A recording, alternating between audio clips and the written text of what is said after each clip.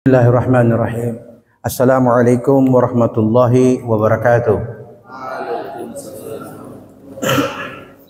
Hamdan lillah wa syukran lillah wa la hawla wa la quwwata illa billah. Ashhadu an la ilaha illallah wahda wa ashhadu anna Muhammadan abdu wa rasuluh wa la nabiyya ba'dah. Allahumma salli wa sallim ala sayyidina Muhammad wa ala alihi wa sahbihi wa mawalah, amma ba'd. Allahumma rzuqna fahman nabiyyin wa hifdzal mursalin wa ilhamal malaikatil muqarrabin. Rabbi shrah li sadri wa yassir li amri wahlul 'uqdatam min lisani yafqahu qawli. Rabbi saddid lisani wahdi qalbi bihaqqi sayyidina Muhammadin sallallahu alaihi wasallam. Amma ba'd. Adik-adik yang saya cintai, alhamdulillah semakin hari semakin semangat ya. Saya lihat ini agak berkurang sedikit ya dibanding minggu yang lalu ya. Harapan Ustadz mudah-mudahan ke depan lebih banyak lagi ya yang ikut kegiatan pembinaan fikih Islam ya. Kenapa seorang pemuda dan pemudi harus belajar hukum-hukum yang berkaitan dengan ibadah? Karena kita hidup di dunia ini hanya sementara, tapi kita hidup di akhirat ada awal tidak ada akhir. Di dunia ada awal ada akhir, tapi di akhirat hanya ada awal tidak ada akhirnya. Berarti siapa yang mendapatkan nikmat di akhirat berarti dia dapatkan nikmat di awal, dan nikmat itu tidak akan pernah berakhir untuk selama-lamanya. Tetapi bila di akhirat dia mendapatkan siksaan karena ulahnya di dunia, maka di akhirat siksaan itu berawal dan tidak akan pernah berakhir, kekal dan abadi selama-lamanya. Itu perbedaannya dunia dan akhirat. Nah, untuk mendapatkan nikmat pertama di akhirat dan tidak ada akhir itu nikmat di akhirat, inilah gunanya kita berada di masjid untuk belajar tentang hukum-hukum ibadah dalam Islam. Paham ini? Kalau minggu-minggu yang lalu Ustadz sudah jelaskan tentang niat dalam ibadah. Kemudian Ustadz menjelaskan juga tentang tohara. Sudah diingatkan tohara itu? Ya. Jadi kita bersuci dari hadas besar, hadas kecil, dari najis kecil, sedang, dan najis berat. Sudah difahami tuh? Sekarang minggu ini kita masuk dalam rangkaian hukum-hukum yang ada di dalam sholat. Apa itu sholat wajib ataupun sholat sunnah? Sama kedudukan hukumnya ketika dia berkaitan dengan tata cara sholat. Nah, minggu yang lalu Ustadz pernah sampaikan bahwa di dalam sholat ada tiga hukum. Catat itu. Di dalam sholat ada tiga hukum. Jadi ketika seorang muslim dia sholat, maka akan berlaku tiga hukum sekaligus. Yang pertama disebut dengan arkanus sholah, hal-hal yang berkaitan dengan rukun sholat. Yang kedua yang berkaitan dengan ab'adus salah, yaitu sunnah-sunnah yang sangat dianjurkan di dalam sholat. Yang ketiga hayatus salah, hukum-hukum sunnah yang ada di dalam sholat. Nah, tiga hukum ini ingat ada masing-masing konsekuensinya. Kalau yang pertama, arkanus shalah, yang berkaitan dengan rukun sholat. Kalau ini satu tidak dikerjakan, maka sholatnya tidak sah. Dia wajib mengulangi sholatnya. Kalau yang kedua disebut ab'adus shalah, hukum sunnah ab'ad di dalam sholat.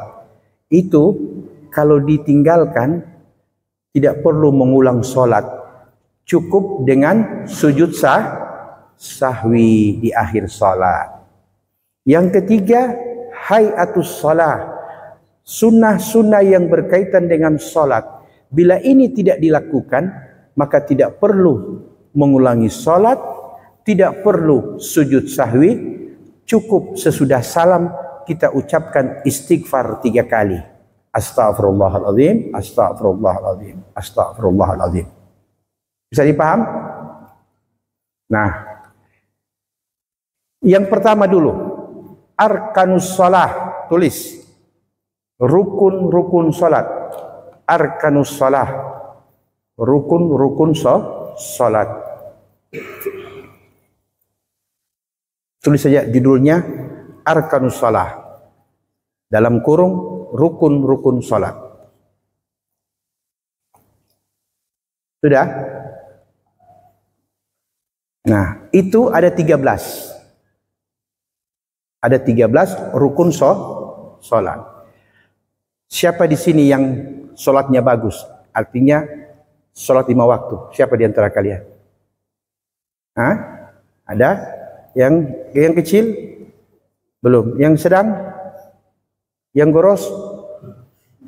Tidak juga. La ilaha illallah la haula wala quwwata illa billah. Kok mau bagaimana dah? Oke. Siapa yang biasa sholat? Siapa yang biasa sholat? Angkat tangan. Satu saja Ustaz minta contoh. Siapa yang biasa sholat? Oke lah kalau tidak ada. Siapa yang tidak pernah sholat? Angkat tangan. Jadi kalian ini yang mana? Hah? Biasa sholat tidak, tidak pernah sholat juga tidak. Ini tidak jelas ibadahnya kalau begini. Nah, inilah gunanya kalian dibina, dibimbing di tempat ini, supaya kalian tahu yang mana itu menjadi kewajiban dan mana yang bukan. Ayo, satu orang saja yang bisa sholat. Coba kau yang pakai songkok di belakang. Biasanya kalau pakai songkok begini, biasa sholat. Ayo, kamu maju ke depan. Siapa namanya ini? Hah? Kasih keras Ustaz, agak pongo-pongo sedikit. Fatir. Sini Fatir. Coba Fatir menghadap ke sana. Berdiri di sini. Berdiri, ya. Coba angkat, kasih tegak itu tangan di samping, ya. Coba lakukan takbiratul ihram. Coba. Iya, takbir untuk sholat. Iya. Ini rukun. Orang sholat tidak angkat tangan, tidak sah sholatnya. Paham? Sebelum dia, jangan dulu lipat tangannya, takbir saja dulu. Sebelum takbiratul ihram ada niat. Contoh sholat apa? Sholat tadi, sholat duhur. Coba lafaz niatnya. Usalli fardhu zuhri arba'ah raka'atin mustaqbilal qiblati ma'muman lillahi ta'ala. Coba bersamaan antara takbir dengan niat. Ustaz coba angkat sambil Allahu Akbar. Angkat tangan Allahu Akbar sambil dalam hatinya berniat. Allahu Akbar usalli fardhu zuhri arba' raka'atin, atau usalli fardhu zuhri arba' raka'atin lillahi ta'ala. Allahu Akbar. Bersamaan antara niat dengan angkat tangannya. Jadi dia ucapkan dulu usalli fardal maghribi, usalli fardal zuhri arba' raka'at mustaqbil qiblat dan lillahi ta'ala Allahu Akbar, tapi tangannya sudah terangkat waktu dimulainya niat. Itu rukun yang pertama, niat. Bersamaan dengan takbiratul ihram. Coba niat dulu dalam hati, baru bersamaan dengan angkat tangan. Itu sudah dengan niat. Bisa. Allahu Akbar. Yang pertama niat rukun. Yang kedua takbiratul ihram rukun. Dua ini Anda tidak lakukan, dibongkar sholatnya dan wajib diulangi. Sudah berapa? Dua. Kemudian sesudah itu apa lagi? Berdiri tegak bagi yang mampu. Dia berdiri apa duduk ini? Berdiri. Sudah 3 rukun. Berdiri bagi yang mampu. Jadi kalau dia mampu sholat wajib, sholat fardu, tapi dia duduk, tidak sah sholatnya, karena dia meninggalkan rukun yang ketiga, berdiri bagi yang mampu. Al-qiyam indal qudrah namanya. Bisa dipahami ini? Dia berdiri kan? Ustadz, bagaimana dengan solat orang yang duduk? Boleh bagi orang yang duduk ketika solat fardu dengan catatan ada halangan yang dibolehkan. Seperti contoh, orang cacat atau orang sakit yang tidak bisa berdiri. Boleh duduk. Atau orang yang kalau berdiri pusing. Boleh dia duduk. Itu halangan-halangan yang dibolehkan oleh hukum syariah untuk bagi orang mampu duduk di waktu sholat karena ada halangan. Sudah berapa tadi? Niat, takbir, Allahu Akbar, berdiri. Yang keempat, membaca surah Al-Fatihah. Siapa yang hafal surah Al-Fatihah? Ada yang hafal? Yang adik-adik perempuan ada yang hafal surah Al-Fatihah? Belum hafal? Sudah? Sudah. Yang kelima, ruku dengan tumak ninah. Coba ruku. Angkat tangan dulu. Ya, itu takbir yang diangkat tadi itu bukan rukun, karena takbir yang kedua itu disebut dengan takbiratul intiqal, takbir yang dilakukan sebagai tanda perpindahan gerakan dari Al-Fatihah, kemudian dia mau ruku. Dia ruku. Coba ruku. Ya, oke. Rukunya kepalanya sejajar dengan punggung. Nah, ini ruku ini rukun yang keberapa? Kelima. Jadi orang sholat tidak ruku tidak sah sholatnya. Dia bilang di sini ruku dengan tumak ninah. Tumak ninah artinya diam sesaat, minimal beberapa menit. Nah, coba dia tegak gitu, ya. Apa dibaca di waktu ruku? Subhana rabbiyal azimi wa bihamdi berapa kali? 3 kali. Jadi tidak dibaca subhana rabbiyal azim wa bihamdi, tidak mengapa. Yang penting dia duduk, dia ruku, kemudian diam sesaat. Paham? Misalnya dia tidak baca, cuma Allahu Akbar, baru dia bangkit dari ruku. Sami'allahu liman hamidah. Tidak mengapa, karena subhana rabbiyal azim wa bihamdi bukan rukun salat. Nanti ada penjelasan berikut. Ya, kita yang pokok-pokok dulu. Coba sekarang yang keenam, i'tidal dengan tumak ninah. Bagaimana i'tidal? Sami'allahu liman hamidah. Ini rukun yang keberapa? Keenam. Ma'at tumak ninah. Artinya ketika dia bangkit, Sami'allahu liman hamidah, tidak bisa langsung sujud. Tumak ninah, tenang sesaat dulu. Makanya untuk menunjukkan ada tumak ninah dibaca Rabbana lakal hamdu mil'us samawati wa mil'ul ardi wa mil'u ma syi'ta min syai'in ba'du. Selesai dia baca itu, nah itu rukun yang keberapa itu? Rukun yang keenam. Bangkit dari ruku sambil mengucapkan Sami Allahu liman hamidah Rabbana lakal hamdu mil'us samawati wa mil'ul ardi wa mil'u ma syi'ta min syai'in ba'du. Sekarang kalau sudah bangkit dari ruku, apa yang dilakukan? Sujud. Coba sujud. Angkat tangan apa tidak? Tidak lagi. Karena sudah ada dari Sami Allahu liman hamidah. Sekarang ruku. Ya, ini dari coba berdiri lagi tadi, saya berdiri lagi tadi. Coba bagaimana cara rukunya, perhatikan cara rukunya. Coba. Ya, pegang lututnya dulu turun, baru tangan, baru ini. Jangan langsung bawa over. Allahu Akbar, puff. So tidak ada lagi di rakaat kedua. Kenapa? So pingsan. Nah, jadi waktu dia bangkit, Allahu Akbar, pegang dulu bagian pahanya. Coba berdiri lagi, Cedek. Berdiri lagi, ya. Berdiri lagi. Coba perhatikan tadi. Coba ruku, naik sujud. Allah, ya pegang lututnya. Ini yang benar. Paham? Ada kan orang tangan dulu. Ya, tangan dulu baru lutut, baru jidat. Jadi ada berapa anggota sujud? 7. Yang mana? Saya sudah jelaskan tadi. Yang mana anggota sujud? Waktu dia sujud ada berapa yang sujud? Nah, itu ujung ibu jari dilipat. Ya, 2 ibu jari itu terhitung 2 anggota sujud. Ibu jari ini. Tahu yang dilipat begini? Bisa dipaham? 2 ini. Jadi tidak boleh lurus begini kakinya. Coba satu sini. Coba kau ruku di sini. Tidak kau. Coba. Sini ruku. Tidak apa-apa. Satu tinggi. Coba ruku sama. Coba ruku.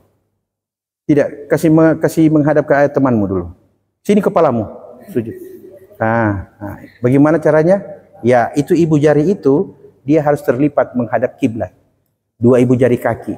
Itu 2 anggota sujud. Baru 2 lutut, sudah 4. Baru 2 telapak tangan, sudah 6. Baru yang ke-7 jidat. Jidat bukan hidung. Ada orang sujud cuma pakai hidung. Yang penting sumalakati hidung, dia bilang susah. Tidak sah. Harus 7 anggota sujud. Sudah, balik. Sudah paham ini? Sekarang coba kamu kasih balik kepalamu di sini.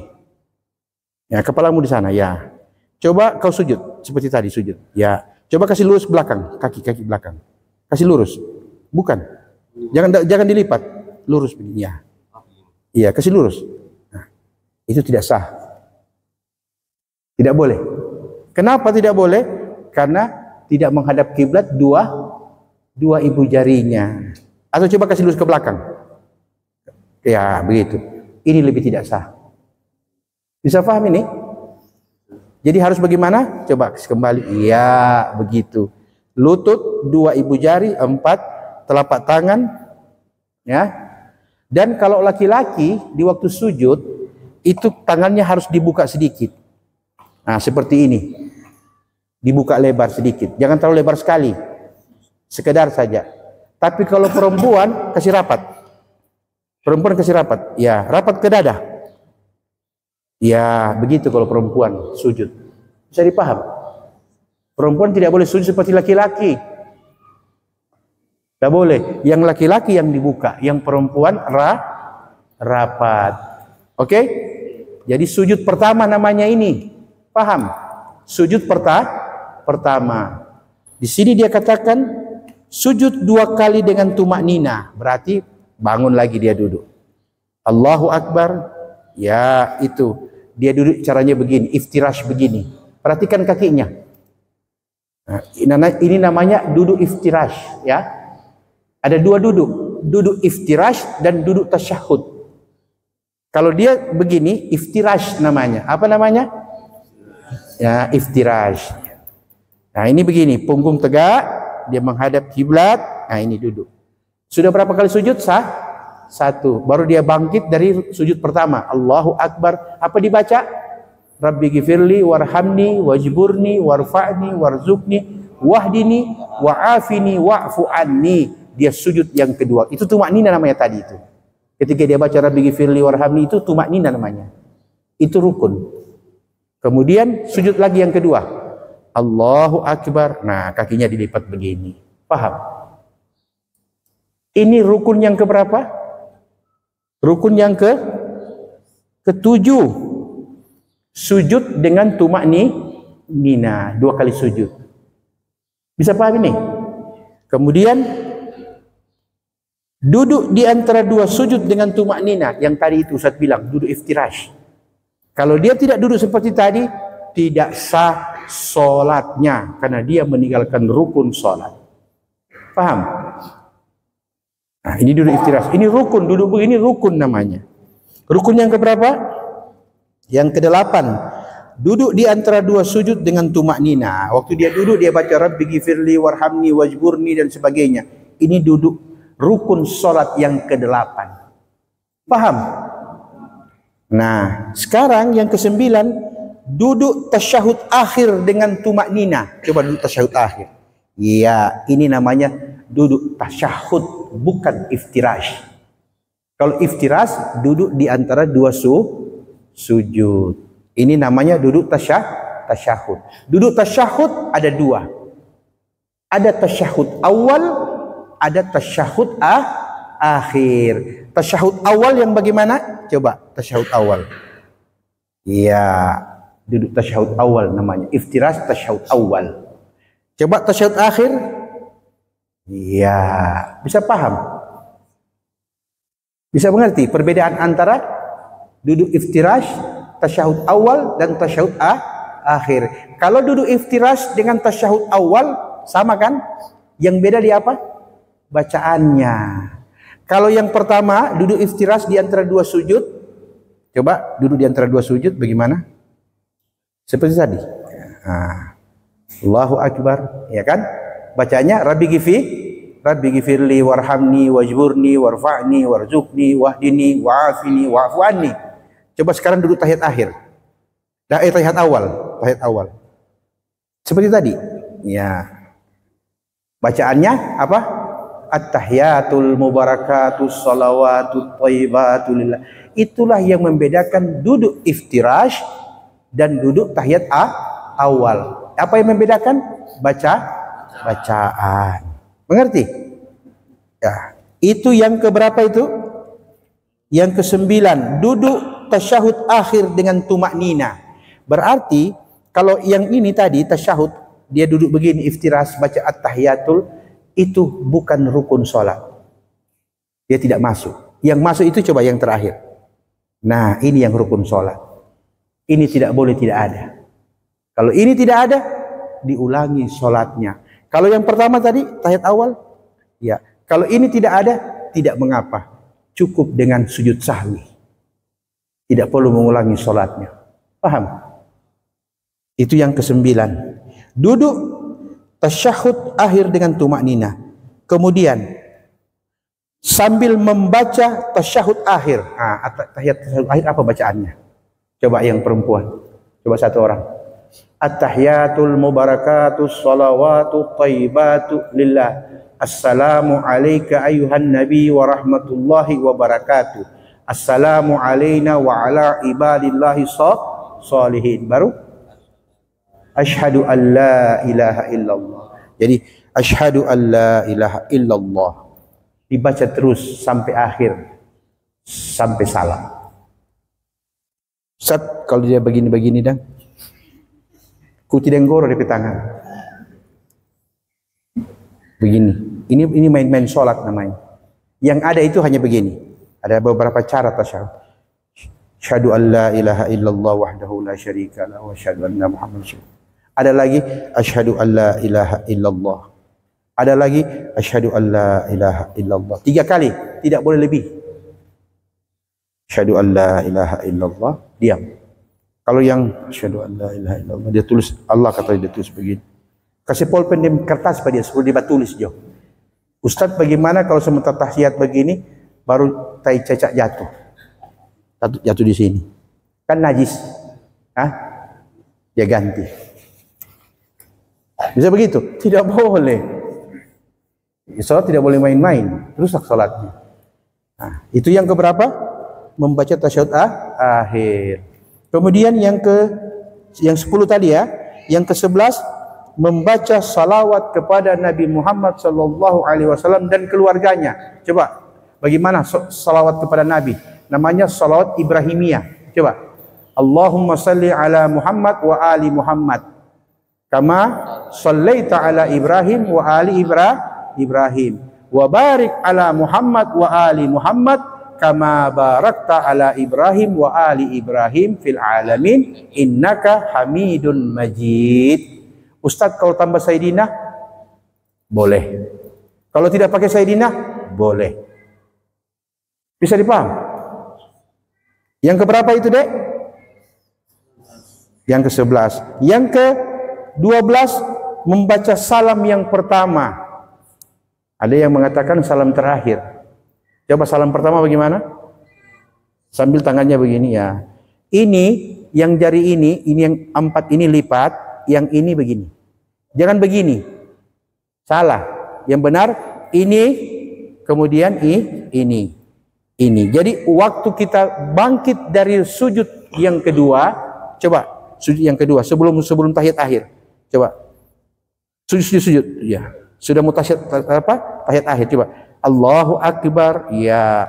Tangannya bagaimana? Coba lihat tangannya. Ini salah. Coba kasih menghadap ke sini.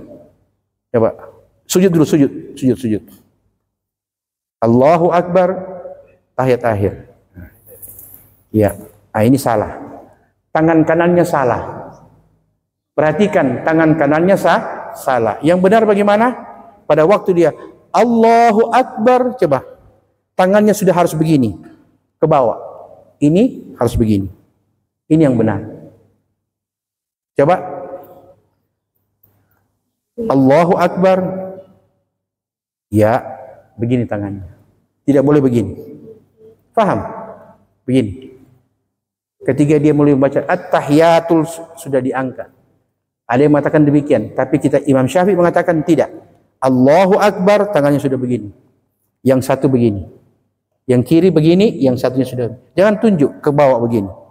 Ya. Kemudian dia membaca at-tahiyatul mubarakatuh salawatu thayyibatu lillah assalamu alayka ayuhan nabi wa rahmatullahi wa barakatuh dan seterusnya asyhadu an la ilaha illallah sampai habis, sampai salam. Paham? Ngerti? Ya itu begitu caranya. Kemudian yang keberapa lagi?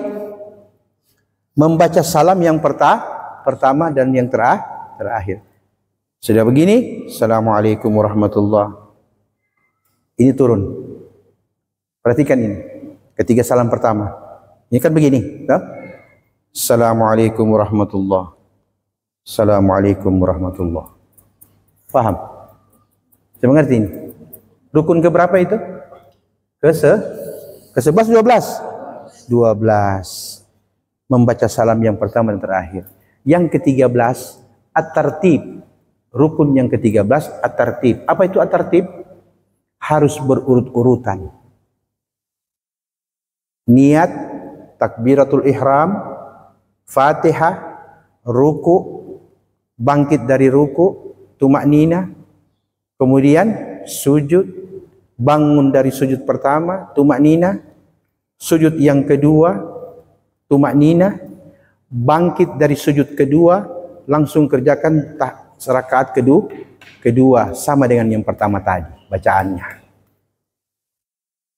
Jadi mana yang masuk rukun? Al-Fatihah atau surah Qul Huwallahu Ahad, Al-Ikhlas.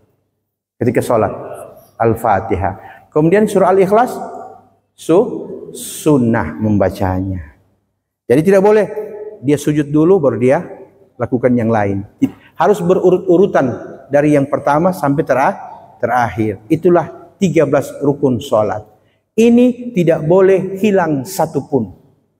Kalau hilang dan dia sadar ini rukun, maka dia mengulangi sholatnya dari pertama. Mengerti? Saya minta adik-adik tulis tadi itu dan hafal mati di kepala. Hafal mati. Kenapa Ustaz mesti dihafal mati? Karena dia menyangkut sah tidaknya sholat kita. Jadi nanti kalau ada orang tanya, Ustaz, bagaimana kalau seandainya ketika waktu sholat kita melakukan begini, langsung kembali kepada 13 rukun. Dia masuk rukun tidak? Oh tidak masuk. Berarti sholatnya tetap sah sholatnya. Bisa paham? Selama dia tidak masuk 13 rukun, maka dia tidak membatalkan sholat. Bisa paham? Jadi ada yang membatalkan sholat sebelum sholat, paham? Ada yang membatalkan sholat sebelum sholat. Contohnya apa? Tidak sah sholat bila tidak wudhu. Nah itu membatalkan sholat sebelum sholat. Tidak sah sholat orang dalam keadaan haid, nifas bagi wanita, junub dan janabah, ya janabah dan sebagainya. Berarti sebelum sholat, bila dia berkeadaan seperti itu, maka ketika sholatnya tidak sah. Paham ini? Halo? Halo? Anybody home? Listen to me? You hear me? I can talk to you something for you. You understand? Okay. Itu 13 rukun solat. Itu dulu ya. Minggu ini itu dulu 13 rukun. Nanti minggu depan insya-Allah sunnah ab'adnya. Jadi kalau tadi tidak ada satu pun yang satu dari 13 rukun tidak dikerjakan, salatnya apa? Tidak sah, tidak apa. Sekarang yang terakhir, coba berdiri, menghadap kemari. Kamu berdiri, salat. Ya. Menghadap kemari ke Ustaz. Coba takbir. Allah, sudah niat ya. Shalli fadal zuhri, Allahu akbar. Nah, ini salah tangannya. Tangannya salah. Perhatikan tangannya salah. Cara sedekap yang baik, yang benar seperti ini. Perhatikan. Ini begini. Tidak boleh takbir ini menunduk. Berarti cuma 6 anggota sujud yang menghadap kiblat. 2 ibu jari, lutut, telapak tangan. Ini tidak masuk. Kenapa? Karena dia menghadap lantai. Paham? Jadi waktu takbiratul ihram, Allahu Akbar, ini rata dengan tangan, dengan telinga. Allahu Akbar, berarti ini menghadap kiblat, ini menghadap kiblat, lutut menghadap kiblat, ibu jari menghadap kiblat. Paham? Tapi kalau ini Allahu Akbar, berapa yang menghadap kiblat? Cuma 6, ini tidak. Ada lagi begini, ini menghadap kiblat, wajah, lutut, kaki, tapi tangannya tidak menghadap kiblat. Allahu Akbar, menghadap lantai ini. Paham? Berarti cuma berapa? Cuma 5. Allahu Akbar. Ada kan begini, Allahu Akbar. Hati-hati. Sunnahnya menghadap kiblat 7 anggota sujud. Paham? Jadi Allahu Akbar tidak boleh tunduk. Paham ini? Nanti tunduk kapan? Nah, perhatikan. Allahu Akbar. Ini 2 jari begini letaknya. Bukan begini. Bukan begini. Salah. Ini 2 jari letakkan di sini. Paham? Ini caranya Rasulullah ketika sholat. Baru yang ini jangan begini. Ini turun sedikit. Paham? Ini 2 jari pegang begini. Jadi Allahu Akbar. Nah, ini menunduk. Karena sunnahnya menunduk sesudah takbiratul ihram. Paham ini? Jadi Allahu Akbar. Ini tangannya begini.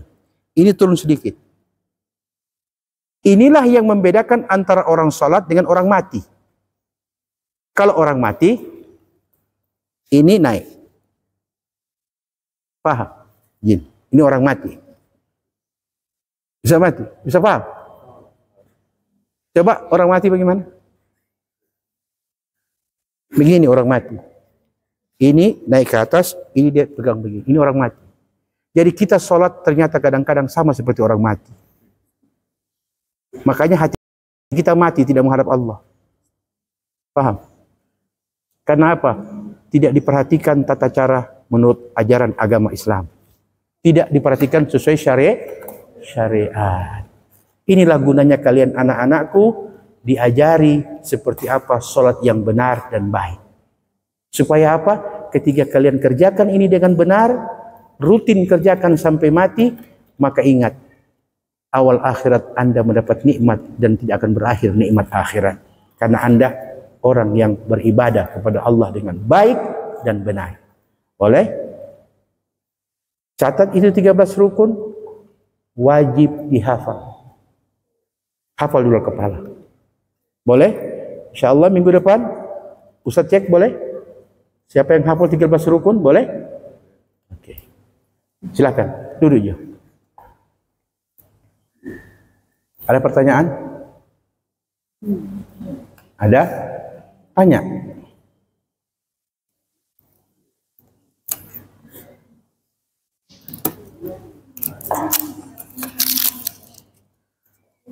Ada pertanyaan? Tanya. Ya, silakan. Kalau sakitnya bagaimana, Ustaz? Apanya? Selama ada halangan, maka tetap sebagaimana yang orang bisa. Kalau tidak ada halangan, baking, itu tidak sah. Paham? Misalnya ada bisul di ujung ibu jari. Jangan dipaksa. Kenapa begitu Ustaz? Karena mendatangkan mudarat. Dalam hadis Nabi mengatakan la darar wala tirar. Tidak boleh membahayakan diri sendiri dan tidak boleh juga membahayakan orang lain. Itu hadis Nabi. Ya, bisa dipaham. Ustaz, bagaimana ketika dia sujud, DP tangan sudah tidak ada? Seberapa DP anggota sujud? Saya orang tangan popo 1. Allahu Akbar. Cuma 6. Sah Ustaz? Sah. Karena popo itu bukan keinginannya. Ustaz, dia sudah ada kaki, sudah ada tangan. Kau bagaimana? Dia sholat sesuai dengan keadaannya. Ustaz, dia ada semua, tapi tidak bisa bangun dari tempat tidur. Karena apa? Karena sakit. Maka dia sholat dalam keadaan berbaring. Atau sholat dalam keadaan duduk, bersandar. Paham? Ada lagi? Ya. Ya, ada apa-apa? Assalamualaikum warahmatullahi wabarakatuh. Sama, kecuali pada waktu sujud. Kalau sujud, ini dirapatkan ke dada. Ya. Dan kakinya juga tidak boleh dilebarkan. Ya, baru dia tidak boleh terlalu jauh antara lututnya, perutnya dengan tempat sujud. Dia harus lebih rapat sedikit. Bisa dipaham? Coba tadi laki-laki mana tadi, Dek? Saya perempuan tidak bisa dikasih contoh. Karena perempuan punya gerakan awal. Coba. Sujud seperti tadi, menghadap ke sana. Nah. Ya, ini maju sedikit. Ya, tambah sedikit. Ya, ini laki-laki. Buka tangannya sedikit. Oke, tapi jangan terlalu lebar. Ya, ini laki-laki. Kalau perempuan kasih rapat, ya mundur ke dalam kepalamu. Iya, seperti itu. Bisa paham? Oke. Ya, kembali ke tempat semula. Aku maafkan kau. Ada lagi pertanyaan? Masih ada setengah jam. Ya. Setiap ustaz kan lain. Tiap apa? Di setiap ustaz kan ketika sujud dong. Iya. Ada yang mengatakan Imam Syafi'i yang ada yang pas mau wajib tahiyat. Iya. Kan pertama sujud tahiyat. Baik. Sekarang kalian belajar tentang sholat sama ustadz siapa? Berarti harus ikut? Ya. Karena belajar ke ustadz di sini, kong ikut ustadz lain, itu yang salah. Namanya talfik. Menggabung-gabungkan dua cara yang kalian tidak faham. Jadi ibadah kalian mengikuti gurumu yang mengajarimu. Jadi kalau gurumu bermadzhab Syafi'i, begitu caranya, begitulah engkau harus ikuti. Tidak boleh, oh kita dengar di YouTube begini. Berarti DP guru 2, yang guru nyata dan guru gaib. Yang nyata yang ada di masjid, yang gaib di YouTube. Ustaz, kalau kita anu di sana, itu Ustaz sana bilang begini. Tidak boleh. Di mana kalian belajar tentang hukum ibadah, hukum fikih ibadah, kepada Ustaz itulah kalian harus ikuti. Karena semua ada dalilnya. Paham, Dek? Jadi jangan gabung-gabung. Kalau gabung-gabung tidak sah. Berarti bukan punya saya, bukan punya dia juga. Punya ente sendiri. Nah, itu yang tidak ada dalilnya. Paham? Oke, ada lagi? Siapa lagi yang mau bertanya? Ya. Gulung-gulung. Iya, yang gulung-gulung. Yang gulung-gulung Ustaz belum belajar. Ustaz belum dapat pelajaran begitu gulung-gulung. Karena yang gulung-gulung cuma falinggir. Falinggir dan banang. Ini mau sambayang atau mau wara falinggir? Ya, kalau ada yang begitu tidak usah diikuti. Ikuti pelajaran yang kalian dapati hari ini. Paham? Ada lagi? Kalau yang ditaruh begini itu lain. Itu sholatnya waktu khauf atau waktu perang. Allahu Akbar, tapi pedang di sini. Ada pedang. Sholatnya berganti-gantian. Saf pertama ruku, saf kedua berdiri. Ketiga yang sujud, yang satunya ruku. Harus begitu, berganti-gantian. Kalau dia dua saf, itu namanya salat pada waktu perang atau khauf, salat khauf namanya. Salat pada waktu takut. Itu ada caranya lagi. Ada lagi? Yang adik-adik? Ustadz, bagaimana caranya waktu salat tiba-tiba haid keluar? Nah, ini mesti tanya. Ustadz, saya waktu salat saya tidak tahu kalau saya punya hari ini mau turun haid pertama. Kira-kira bagaimana? Langsung bongkar salatnya. Asal dia yakin bahwa ada darah haid panas yang keluar, langsung dia berniat, nawaitu an akhruja minas shalah. Saya niat untuk keluar dari salat. Jangan salam. Langsung keluar dari salat dan bersihkan tempat haid pakai pembalut dan tidak boleh lagi salat sampai selesai haid. Faham? Ustadz, saya tidak haid, tapi ada darah keluar. Saya tidak haid, tidak juga nifas, tapi ada darah keluar. Kalau begitu, dia keluar dari sholatnya, kemudian dia bersihkan tempat keluarnya darah, pakai pembalut, berwudu kembali dan sholat lagi. Karena itu namanya darah istihadah, bukan darah haid, bukan darah nifas. Paham? Adik-adik mesti tahu itu, karena kalian itu yang perempuan itu dekat dengan tiga darah ini. Karena dia menyangkut sah tidaknya ibadah, ya. Ada lagi pertanyaan? Ustaz Pejam sudah punya bagara-bagara dari tadi ini setengah-setengah dua terus. Setengah dua itu lewat. Berarti betul. Orang bawa dia yang juga begini sampai habis, sampai jam 2? Atau mau bertanya? Kalau ada pertanyaan, tidak ada lagi? Kalau tidak ada, Ustaz bercerita, mau dengar cerita? Yakin? Yang laki-laki mau dengar Ustaz punya cerita? Yang perempuan mau dengar cerita? Dengar. Ada satu cerita.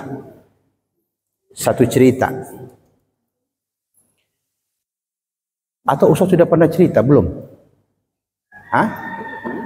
Belum? Selama Ustaz isi materi berapa kali ini, ada tidak Ustaz pernah bercerita tentang satu cerita? Cuma tentang apa? Orang gunting ya? Orang bergunting ya? Cuma itu? Tidak ada yang lain? Ada yang lain? Tidak ada? Baik. Sekarang kalian pilih di antara dua cerita. Cerita 3 orang pemuda ingin belajar agama cuma 1 hari, Quran dan hadis di kepala cuma 1 hari. Atau cerita kedua yaitu tentang lebah ya, dan seorang laki-laki. Pilih yang mana? Yang kedua, yang perempuan? Pilih yang mana? Lebah dan seorang laki-laki atau cerita 3 pemuda belajar agama 1 hari, Quran, hadis di kepala? Mau pilih yang mana? Halo? 3 pemuda yang apa?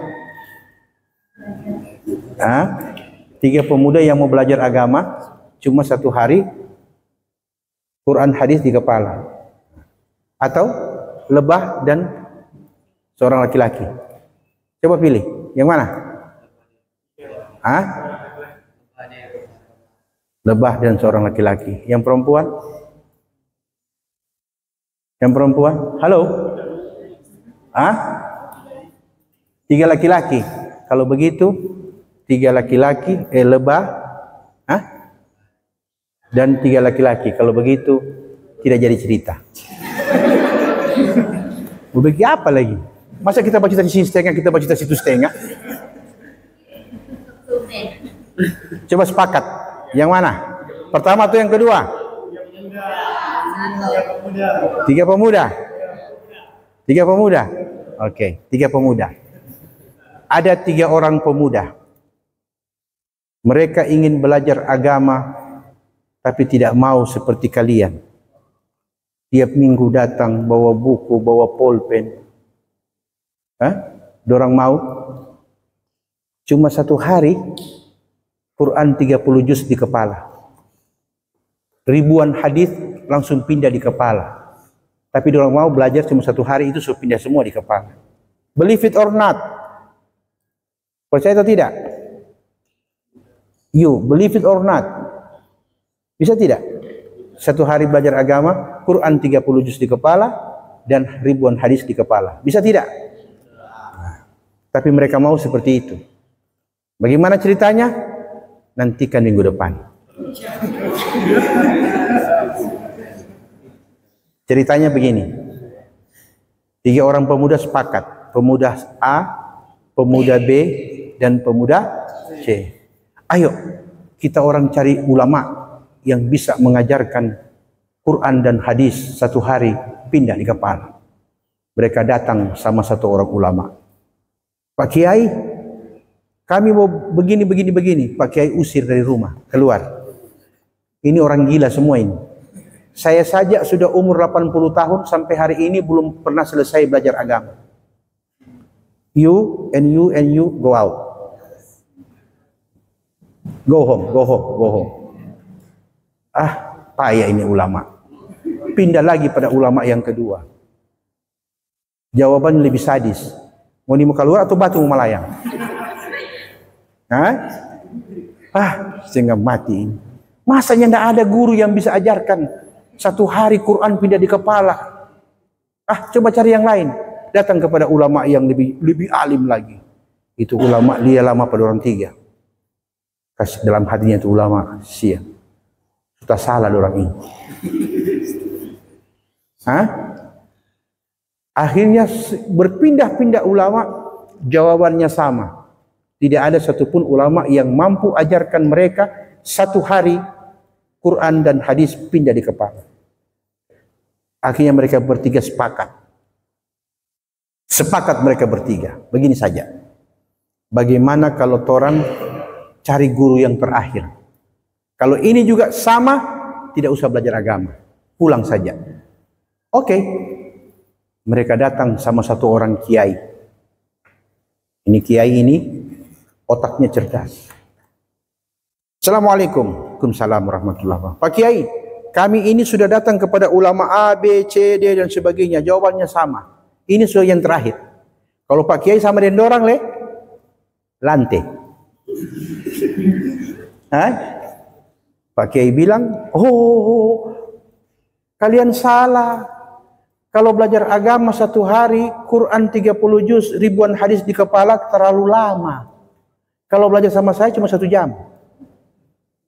Ah, 3 orang ini lagi yang tak-putar. Orang sugila masih lebih gila nih Kiai. Oke. Baik. Kata 3 pemuda. Tapi Pak Kiai bilang ada satu syarat. Kalau mau belajar agama, Quran 30 juz, ribuan hadis di kepala, 1 jam saja, satu syarat. Apa itu? Jangan bertanya. Jangan bertanya. 3 orang pemuda baku haga. Belajar apa ini kuning boleh bertanya? Ada 2 ya, ada yang tidak boleh bertanya dan ada yang tidak mau bertanya. Mau ini masuk yang mana? Kalian masuk yang mana? Yang tidak bertanya atau yang tidak mau bertanya? 3 pemuda tadi bilang, oke, done. Mereka done. Pak Kiai bilang, you and you follow me. Apa DP arti? Follower. Kau ikuti saya. Don't ask, jangan bertanya. Oke, we can go together. Kita pergi bersama. Kemana? Pak Kiai bawa mereka keliling kampung. Jalan kaki. Setengah jam, 30 menit. Kan cuma 1 jam toh? Jalan. Pemuda pertama bilang sama pemuda yang kedua, "Torang mau belajar agama atau belajar bajalang?" Hah? Torang mau belajar agama atau belajar bajalang? Yang ketiga kore pada orang 2, jangan bertanya. Hah? Apa yang terjadi? Tidak bertanya. Oke, ikut. Tinggal 15 menit waktunya. Kan cuma 60 menit kan 1 jam. Tinggal 15 menit. Mereka bilang, Kasih panas dengan api pulungku, lantai kiai ini. Nah, ketika mereka jalan, tibalah mereka di sebuah pintu gua. Gua itu sangat gelap. Pak Kiai bilang, we stay here. Okay? Don't move. We stay here. Jangan bergerak, kita diam di sini. Depan pintu gua. Kemudian kata Pak Kiai, you and you go ahead. Masuk ke dalam. Durang 3 baku harga. Torang. Musa padang. Okay. Listen to me. Dengar. You listen to me. You can go ahead inside. Don't speak, but you can touch. Kau pegang apa yang bisa kau pegang. Dan ambil apa yang bisa kau ambil tanpa harus melihat karena gelapnya gua. Okay, we done. Mereka ke dalam. Sampai di dalam, laki-laki pertama dia mulai pegang-pegang. Dapat batu besar. Dia bilang, belajar agama apa ini? Cuma suruh pegang-pegang batu di tempat gelap. Kalau begini banyak di Kuala ini. Tidak ada satupun batu dengan berbagai ukuran yang dia pegang, yang dia ambil. Dia tidak mau. Kenapa? Karena dasarnya, saya cuma dites sama Kiai. Kalau saya pintar, tidak mungkin jauh-jauh jalan belajar, hanya cuma mau ambil batu di tempat yang gelap. Ini orang pertama. Orang kedua lagi berpikir begini. Besar. Mulapai sekali ini. Oh ini. Ini sedikit kecil. Ya sudah. Biar Jo ambil Jo yang sedikit kecil. Diambil. Yang ketiga bagaimana? Yang ketiga pegang besar, pegang sedang, pegang kecil, pegang ini, terakhir dia bilang begini, biar Jo. Biar cuma kecil. Biar cuma kecil. Kalau dia salah bicara, nggak terima nih batu. Dia ambil, simpan di kantongnya. Selesai, kata Pak Kiai. You and you come here. Keluar. Keluar 3 pemuda tadi. Berbaris di depannya Pak Kiai. Pak Kiai mulai dari orang yang ketiga, yang batu kecil. You, show to me. Kau kasih lihat sama saya apa yang kau ambil. Ini yang batu kecil tadi dalam hatinya. Ngana terima ngana ini kerikil. Waktu dia kasih keluar, dia yang tak kaget, Pak Kiai tidak kaget. Kenapa dia yang tak kaget? Ternyata itu berlian. Ternyata itu berlian. Dia harga begini. Ini orang yang kedua yang sedikit goros. Dia bilang, baik telah ambil sedikit goros.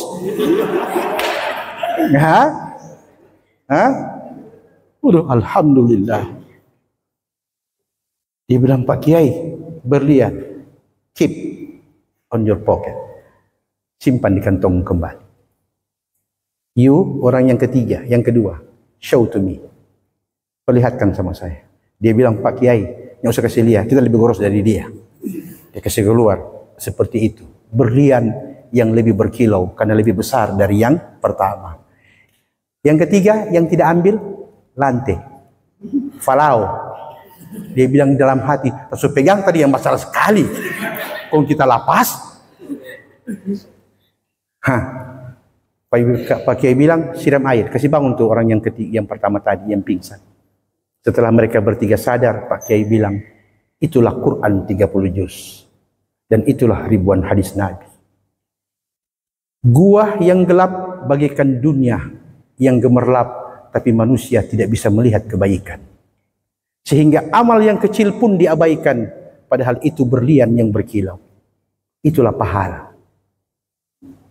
Quran 30 juz kau buat, kau hafal, ribuan hadis kau kuasai, tapi tidak kau lakukan amaliyah. Maka bagaikan orang yang pertama tadi, menganggap dengan mengetahui Quran dan hadis sudah cukup dibilang orang alim, tapi tidak mau beramal. Sehingga di akhirat dia merugi. Yang kalian yang duduk di masjid, walau hanya menulis 13 rukun, asal kalian amalkan, bagaikan batu kerikil yang nampak di akhirat seperti intan permata. Faham? Wabillahi taufiq wal hidayah. Assalamualaikum warahmatullahi wabarakatuh.